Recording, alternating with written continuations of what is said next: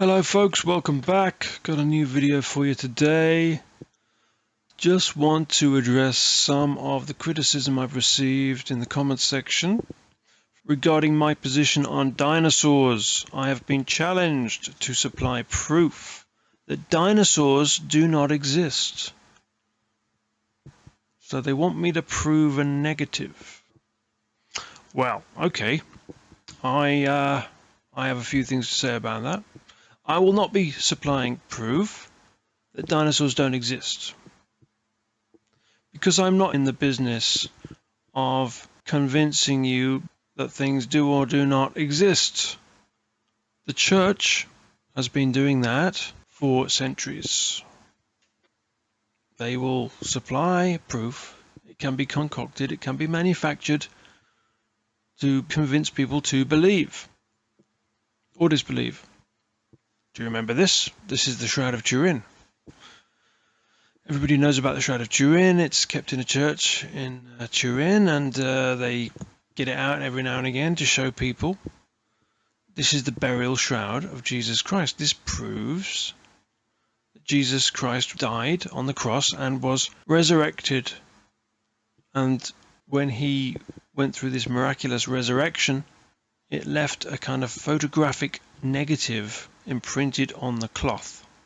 So back in the day, in the 70s and the 80s, there was a few books published about this subject, and they got all these world experts, these forensics experts, to subject the Shroud of Turin to a load of high-tech scientific tests to determine its authenticity.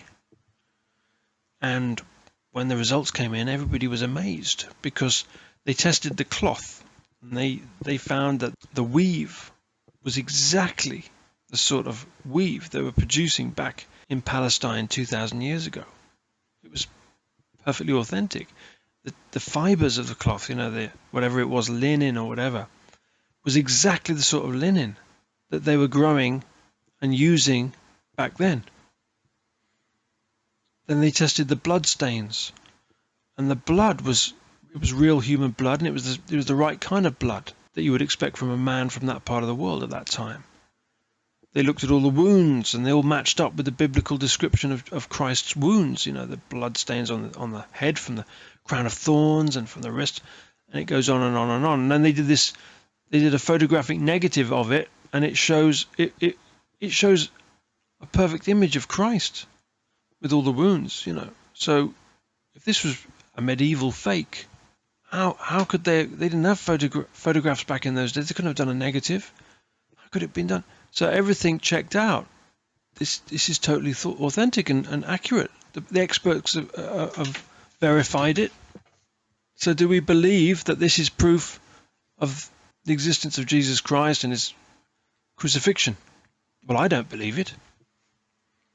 But I think a lot of the people that believe the evidence of dinosaurs' existence, they don't believe it either. They choose to believe in dinosaurs, but they don't want to believe in Jesus Christ.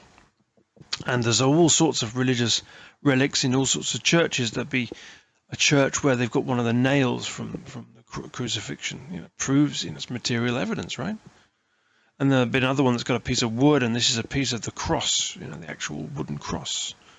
So they've always been into this, providing evidence and proof, just like modern day scientists are required to supply proof and evidence of their claims about dinosaurs, etc. So what kind of proof do you want from me to satisfy you that I know that dinosaurs didn't exist?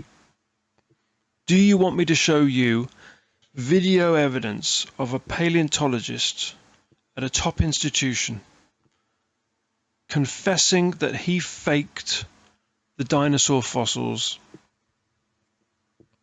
Would that convince you? Well, what about this case, this Stanley Kubrick confession that came out? Somebody videotaped Stanley Kubrick confessing to having faked the moon landings. Remember that when that came out a few years ago? They got videotape of him confessing on film to having faked the moon landings. Do you accept that?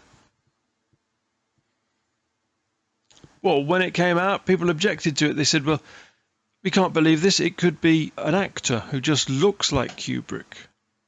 Nobody'd seen Kubrick for years. He was very old. He'd become a recluse. How do we know this is really him? We don't really know what he looks like these days. Could be an actor.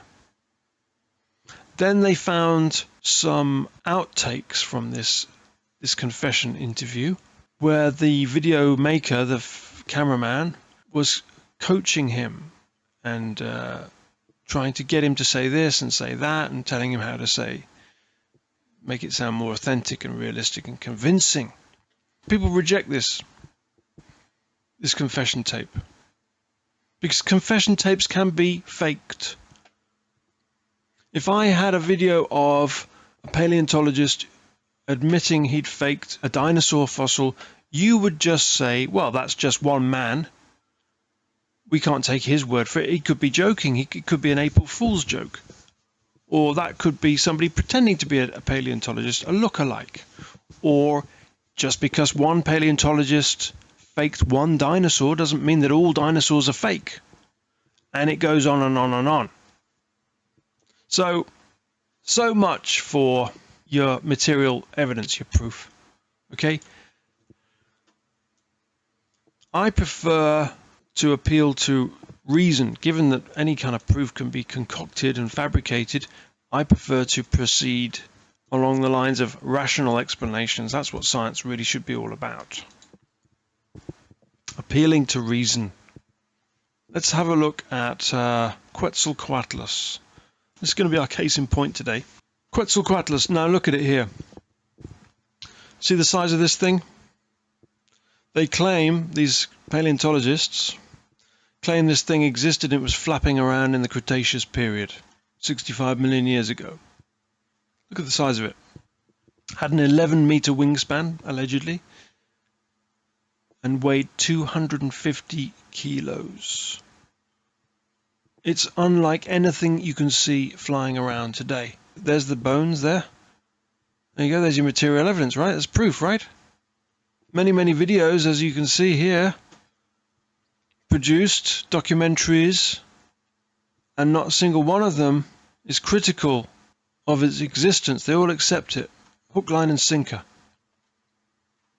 Not a single one of these documentary makers challenges the claims that this thing existed. But I definitely challenge it.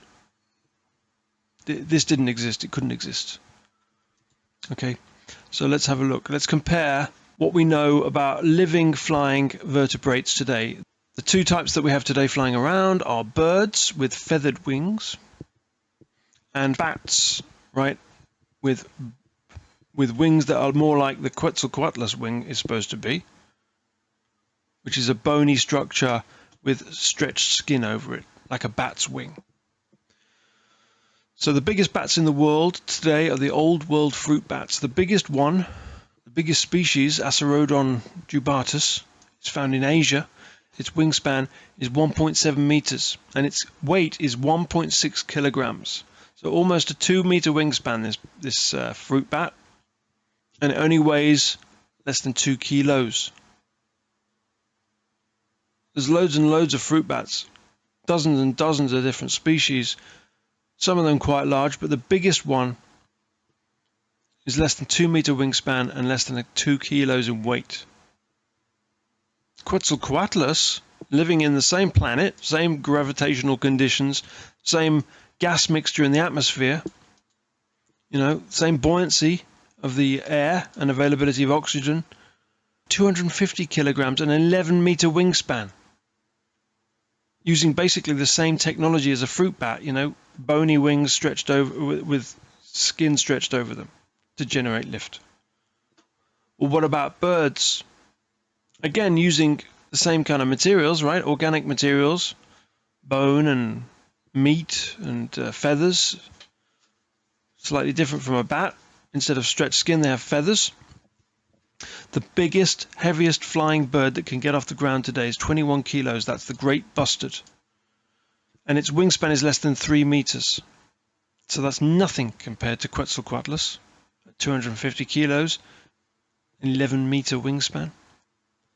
The largest wingspan bird in the world is the wandering albatross, less than 4-meter wingspan, only 16 kilos.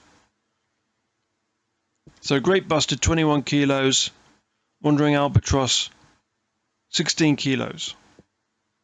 Same kind of size range and same kind of rough, weight range. I'll show you a video of a great bustard or a Cory bustard running along the road here, big bird. And there we go, look at its huge wings. And it flies a short distance and is gone.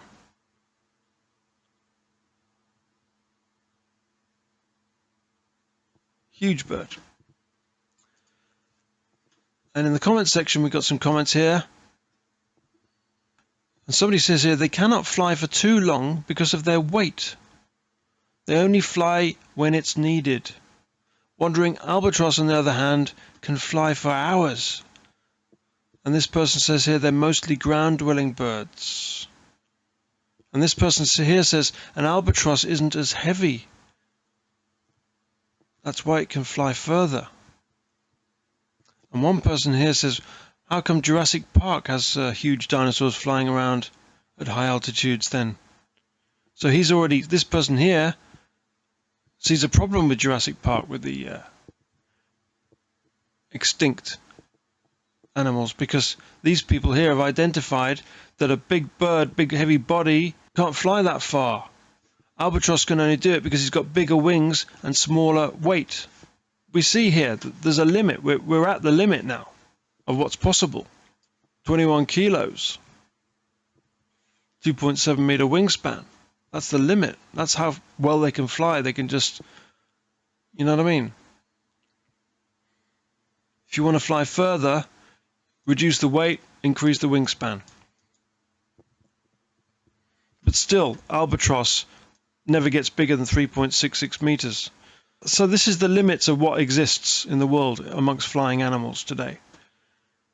Now, eagles are the same sort of size as these other birds. They're amongst the largest, heaviest birds in the world, and they can actually carry up to 66% of their body weight, in addition to their own weight. They can carry off prey animals up to 66% of their own body weight. So if an eagle, maximum weight 6 kilograms, again with 2-meter wingspan, you see it's in that same size range. That's the size range because we've reached the limit of what's possible in the atmosphere, in the gravitational conditions, and with the materials, the organic materials that these animals are made of. That's the limit. Eagle can get up to 6 kilos if it's fully laden with a prey. 10 kilos, 2-meter wingspan, and fly off. This great bustard wouldn't be able to fly off with anything in its talons because it's already at 21 kilos and it's 2.7 meter wingspan. You can only manage that much flight, you see. These are the limits of what's possible.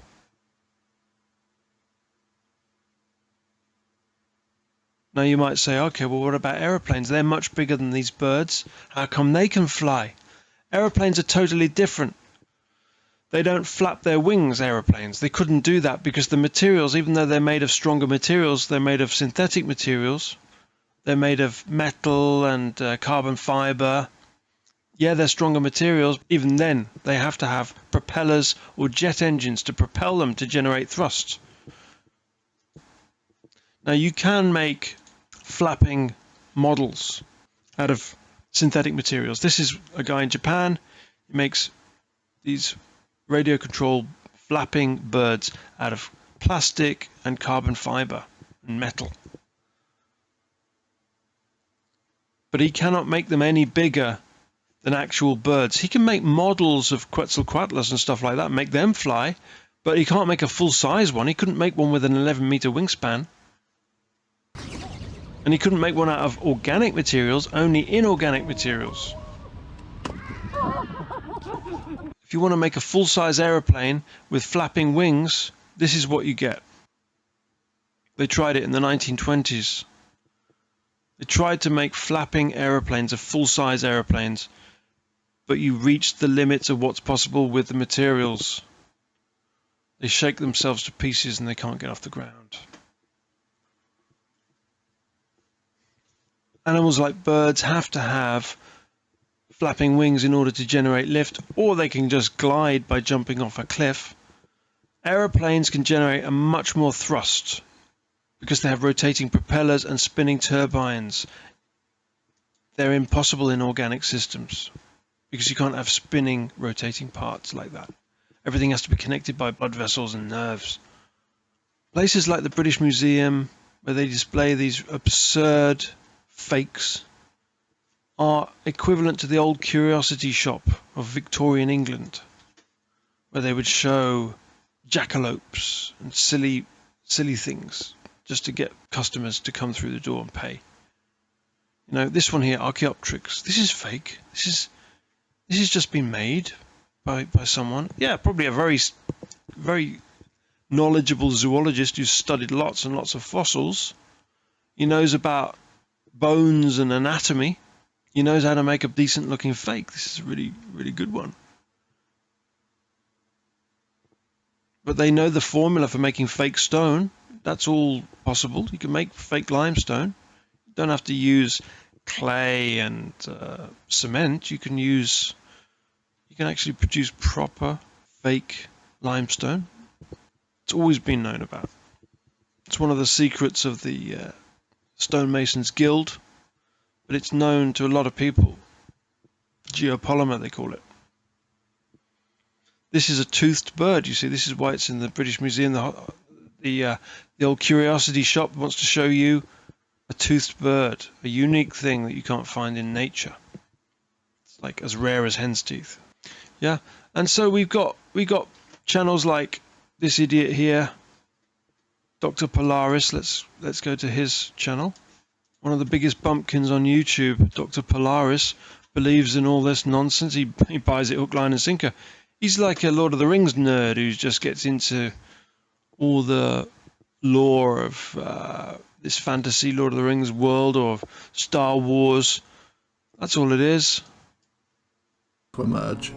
One with darkids, pteranodontids, and ornithochirids. This clade is defined by external nostrils that were aligned with a single large antorbital fenestra. Length of the neck. So they have all these wonderful words and get into all the anatomy, and it sounds very technical and realistic. That's what people that are into Star Wars are into, all that fantastic depth of detail, you know? That's what makes Star Wars and Lord of the Rings so fascinating to these nerds. Really rich universe full of details. Yeah, this guy Polaris, Dr. Polaris, a total idiot. You know, he looks at all this stuff totally uncritically. He never looks at real nature. He's not a real zoologist. He's not a zoologist at all. This guy's a fantasist. He's a nerd. He lives in a Lord of the Rings fake universe. Yeah, and he has absolutely no understanding of logic, reason. He's an irrational person. Okay, so that's what I've got to say about that. I hope that clarifies my position a bit, guys. I hope you enjoyed this video. If you've got any comments, let me have them. I'd love to hear from you. Until next time, thank you and goodbye.